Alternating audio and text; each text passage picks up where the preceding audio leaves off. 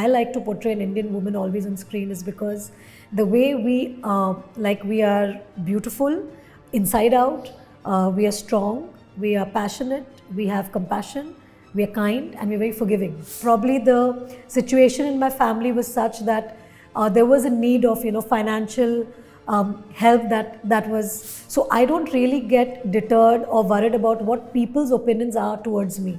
If I had to really believe what other people thought about my voice in the first place, then my voice would not have been loved by so many millions of people.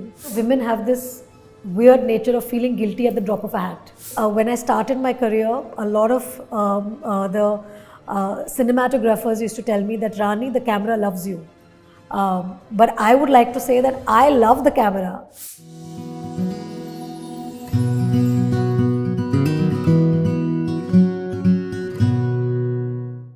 Hi everyone, this is Avinash Lohana and you're watching Pinkvilla. My guest today was hailed as a queen when she made her acting debut, and many years later, she still owns the title. No wonder the destiny wanted her to be named Rani. Joining me on Woman of Season 4 today is the OG Queen, Rani Mukerji. Hi Rani. Hi. So Rani, I can't tell you how happy I am to do this conversation. I'm not saying it just because I'm here. I've been behind your team saying, please karwa do. So I'm so happy you've given me this time. It means a lot. Thank you. It's so surprising that you took up acting, and I read somewhere that you didn't want to become an actor, yes. Especially when you hail from a filmy family. Right. Why were you averse to it? I would not use such a harsh word as averse. It was not something that I believed that I could be. Like, when you're growing up and when you're in school and college, the kind of friends that I had and the kind of school that I was growing up in, I think everybody had different areas of expertise that they wanted to do. Like, somebody wanted to be a scientist, somebody wanted to be a doctor, somebody wanted to be a lawyer, somebody wanted to be a fashion designer, an interior designer. And when I was growing up, I don't think being in the film industry was something looked upon as something so cool. It was kind of looked down upon, so not many children or students were aspiring to be actors or actresses. Unlike today, it was not some profession that you would kind of aspire to go in. Like, unlike today, when I hear a lot of children, they're very set in their minds that they wanted to become actors and they want to become actors and actresses and whatever. But at my time when I was growing up, acting was never looked upon as one of the jobs that one would naturally be attracted to. So it never really came to my mind that I would be an actor. Like, I was more interested in law. I was more interested in becoming a lawyer. I wanted to be an interior designer. So being an actor was never something that really came in my head. And as you said, that I came from a film family, but a film family where my father had been doing films at a time when I was not even born. Like when he produced films like Leader and Hum Hindustani, that was in the 1960s. Yes. And I'm born like in the late 70s. Correct. In 78. So by the time I was born, my father was not really making films. So it was not as if there was film talk happening every day in the house that I would be it was a very normal, house and upbringing that we came from, and films were never a conversation. So when I grew up and there's this offer that came my way, I think my mother very politely put it to me that, try it. If it doesn't work for you, you can go back to studies. But if it works, I think, give it a try, because, opportunity has knocked on your door. And maybe that time I didn't realize that probably the situation in my family was such that there was a need of, financial help that was what was being the whole resonance at that time at home. But I didn't really think of it much as this, because no child thinks that their parents are not doing well. Because the kind of life or the lifestyle that my parents tried to give me and my brother, it was quite comfortable. But I'm so glad that she did, because I'm really in love with my profession today. And I don't think that there would be any other profession that would give me so much happiness than what I get by doing films. And the fact that I got lucky with being able to hone my craft through every film that I did.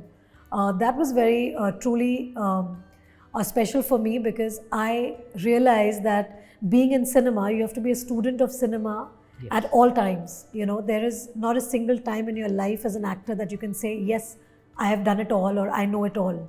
There can never be a time. Yeah. And you keep learning, you keep striving to do better and better and better than your previous work.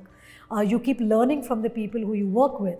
And I think it's a journey which is so wonderful, because you can only keep learning in this, profession. Yeah.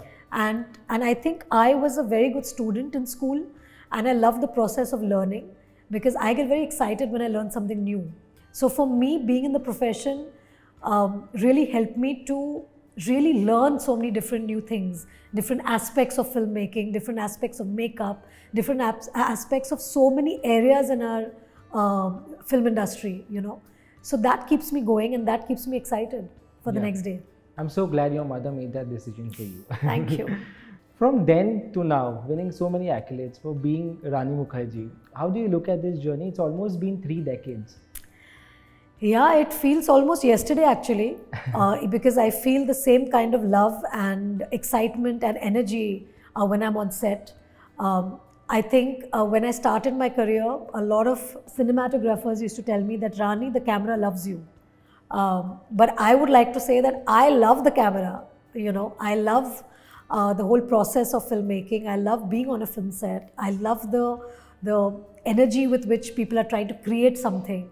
And what I love about us as an industry of being in films is that we strive to make the audience happy. Yeah. Like, our single main motive is to just make the audience smile, laugh, cry, or feel the emotion that we're feeling. Yeah. Like excited, and with all genres, you want the audience to feel the emotion. Yeah. So I think there's nothing more, I would say, appealing to me in a profession than ours, where we are in a profession to make people smile.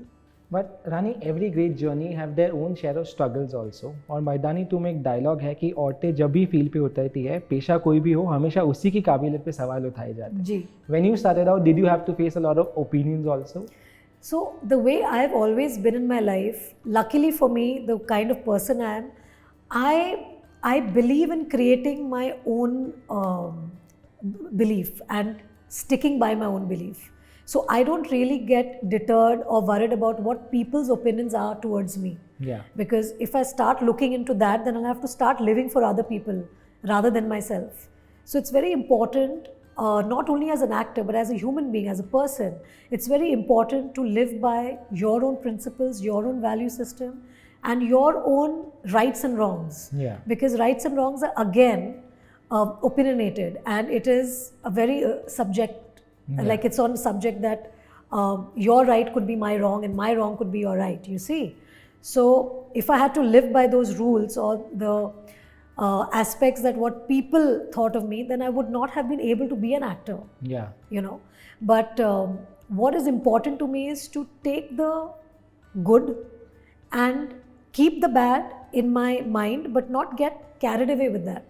If there is a criticism which I get, which I feel can be a constructive criticism where I can correct myself and when I can make that better, then I would take that. Yeah. But if there's a criticism only because there's an agenda behind it, you can understand it, and then you don't need to give much heed to it. Yeah. If I had to really believe what other people thought about my voice in the first place, then my voice would not have been loved by so many millions of people. If I hadn't put my foot down and dubbed my own films, people today recognize me with my voice. Yes. And for me, that is something that is amazing, because not many people thought that my voice could become so special in my years of being in films would be. Yeah. So I think there are things that you have to believe in yourself, and you have to do things and leave the rest to God and the audience. Yeah. Because we have to work hard, we have to do what's best that we can do up to the ability that we can do, and the rest is, you can give some points to destiny, some points to the audience, some points to God, and some points to just the right timing and releasing the film at the right time. Yeah. I may be generalizing and it's unfortunate, but sometimes women have to work harder than men to like reach somewhere. I feel sometimes men have to also work harder.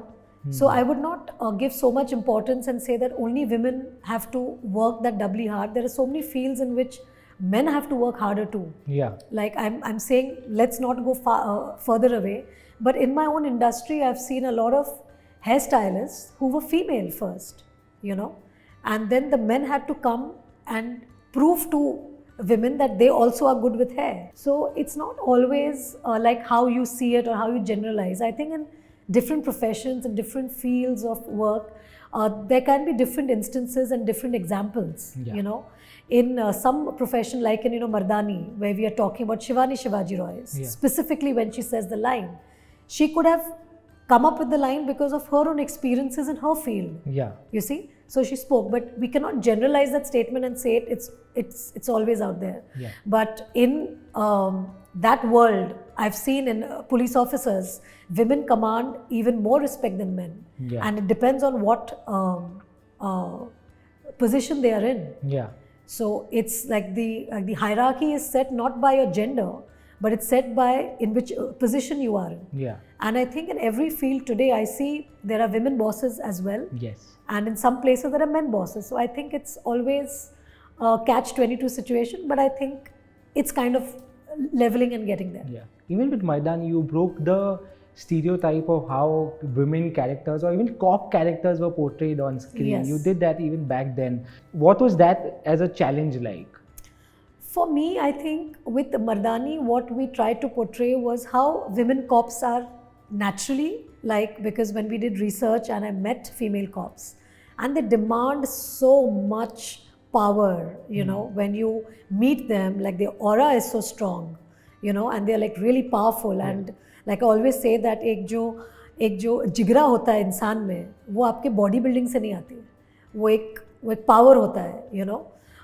So I saw that in a lot of female cops, and that's what I tried to portray through Shivani's character, you know, that strength is not always with physical strength, it's also the strength that you have in your mind. Yes. It's also the strength that you have in your heart, where you're able to tackle and go to the scene of crime, fight crime on a day-to-day basis. And I think the cops are doing an amazing job, and I wouldn't generalize them and put a gender to it. Yeah. Which women-led films did you grow up being motivated by or inspired by? There are so many films, like whether you pick up any films of Nargis ji, or you pick up films of Nutan ji, Rekha ji, they're all like wonderful, wonderful films, because they all have portrayed women, Indian women, in the true sense, you know. And the beauty of playing an Indian woman I always feel that I like to portray an Indian woman always on screen is because the way we are beautiful inside out, we are strong, we are passionate, we have compassion, we are kind, and we're very forgiving. Yeah. So there are a lot of things that make Indian women very beautiful. Yeah, absolutely. So you know, over the years, over decades, you know, actresses have come and performed such wonderful roles, played such wonderful characters, and it's in our history. Rani of Jhansi ko le lo. So you know, every woman in our history, in our talk, they've always been so special. So yeah, it's like amazing to be able to portray so many different characters from our Indian stories itself. You also took up roles like, say, Laga Chunni Mein Daag and No One Killed Jessica, when people were talking about women-led films, but not many were ready to invest in it. How do you look at that time as compared to today? I feel that those producers have been amazingly brave to have backed a project. I would not say project, but they've backed a story. Yeah. And a story that needed to be told. And irrespective of what the gender of the mainstream actors were in it, it didn't bother them. Yeah. You know, so I would give the credit to the producers, because if they hadn't thought of producing a film like that, that film wouldn't have released. Yeah. Or that film wouldn't have seen the light of day. Yeah. So yeah, so I would always give credit to the producer, because he's the one who moves everything around. Yeah, yeah. There's another dialogue in your film. बराबरी बहुत दूर की बात है, फिलहाल हिस्सेदारी मिल जाए वो भी बहुत है. आज हम किस मुकाम पे हैं रानी जी? Do we have हिस्सेदारी or do we have बराबरी? I think in different situations, we cannot say it because, see, I would say it from the experience that I have around me. Another person who probably would watch my interview would say that, no, we don't believe what she's saying, or we don't agree with that, because every person who comes from a different situation, a different a social strata, a different economic strata, everybody moves in different, I think, communities where things are different for them. So I can't generalize and say that ab ye hai, you know. So I would like to believe that things are moving for the better and things are changing for the better. But I don't think anybody can really put their hand on the heart and say ki haan ye hai. At one point in our business, motherhood was also seen as an end of a career, but you have proved that wrong. What kind of efforts does one have to put in this to make sure that it goes out as an example? I think I would say efforts have been made from my family, because I think whether it's my husband who has been so understanding and my daughter who's been so understanding, I would like to give them the credit. Because when I was in films and I was playing the role of a daughter, to my parents were very, very supportive. And they're the ones who really encouraged me to be in the field that I was in. And they really, really looked after me while I used to have those grilling schedules and, you know, working day and night, and they were very supportive. And I would say that as a wife, as a mother, I would like to give credit to my new family. You know, the family that I made with my husband, with my child, and they are so encouraging and they are so supportive that I go out and work, that it wouldn't have been possible if they would have created a fuss or have made me feel guilty of going out and working. So I would like to say that it's their support that helps me keep this balance between my work and my personal life.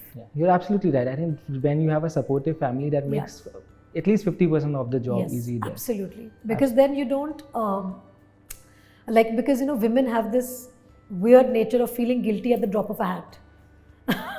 That's true. So I think if you have a family that does not make you feel a certain emotion, and that emotion especially, women can fly. You know, and I think every woman needs to be told 100 times a day that it's okay for you to go out there and do what you're doing. It's never enough. You know, because as a mother, as a daughter, as a friend, as a sister, as a wife, there are so many duties that we play every day of our lives that we feel that if we don't run our house or if we don't do a certain thing, everything will collapse. And it's not true. It's never true. Everything will work absolutely fine. Everything will function. Everything will fine. It's just that we have to change our mindsets. Which role do you enjoy the most? Right now, I would have to say Mrs. Chatterjee versus Norway, since that's my next release. And I think I love playing a mom. Absolutely. What is the significance of Women's Day for you? For me, the significance is celebrating women throughout the year, every day, every moment of our lives. And I think we are celebrated by our families every day, though they might not tell it to us on our faces. But I think the way we are loved for who we are, I think that is celebration in itself. For a mother, the love that their children give her, that is celebration for her. For a wife, when the husband loves her unconditionally and with so much love and passion, that is celebrating Women's Day. When your daughter loves a mother, or when a mother loves a daughter, that is Women's Day. Like every day is Women's Day for me. It's the feeling of just two friends, two girlfriends being together and having a great time. And really two colleagues on a set working and respecting each other's spaces.